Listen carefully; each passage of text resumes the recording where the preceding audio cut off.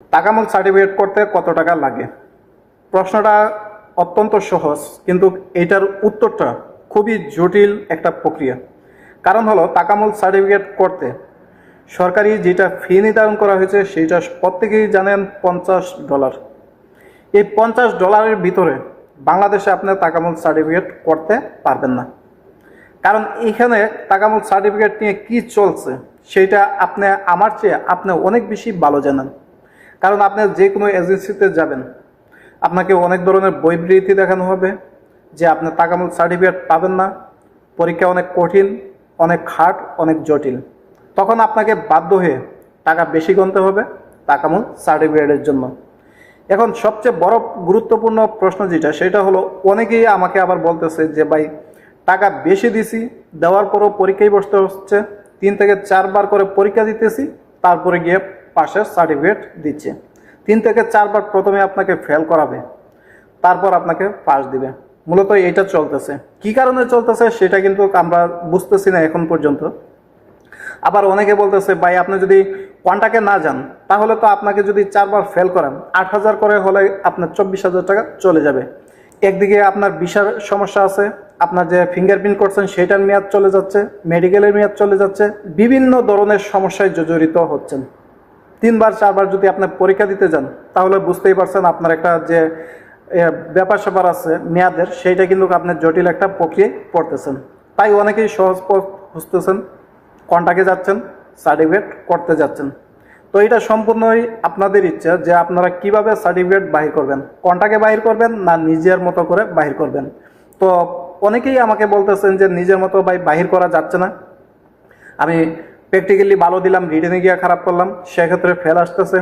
আবার রিটেনে খারাপ করলাম, প্র্যাকটিক্যালি ভালো করলাম, সেক্ষেত্রেও খারাপ আসতেছে। আপনাকে দুনো পর্যায়ে ভালো করতে হবে।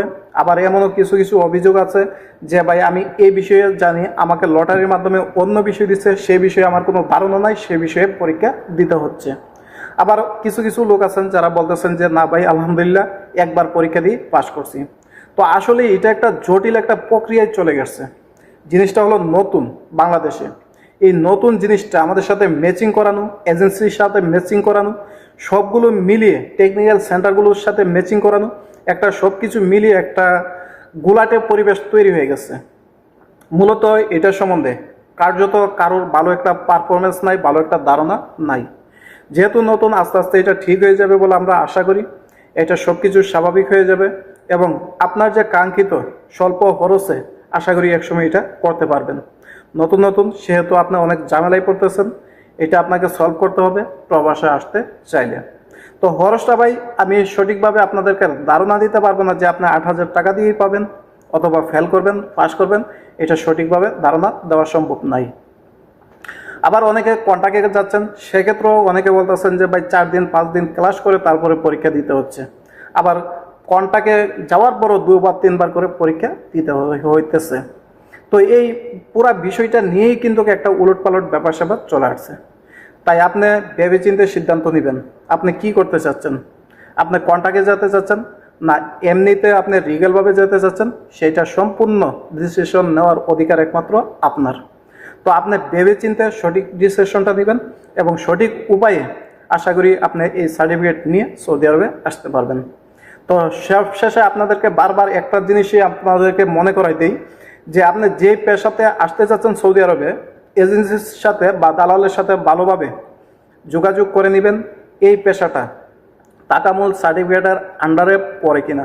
যদি পড়ে তাহলে আপনাকে তাকামুল সার্টিফিকেট সংগ্রহ করতে হবে, আর যদি না পড়ে তাহলে আপনি বেঁচে গেলেন, তাকামুল সার্টিফিকেটের প্রয়োজন পড়বে না। তো এই জিনিসটা কনফার্ম হওয়ার পরে তারপরে যাবেন। তাড়াহুড়া করার কিছু নাই, আপনি ধীরস্থির প্রক্রিয়ায় অগ্রসর হন এবং বুঝে শুনে পদক্ষেপগুলো নেবেন। তো মোটামুটি আপনার খরচের বিষয়ে একটা ধারণা পাইছেন। যদি আপনার কোনো মতামত থাকে তাহলে কমেন্টের মাধ্যমে অবশ্যই জানাতে পারেন। ধন্যবাদ।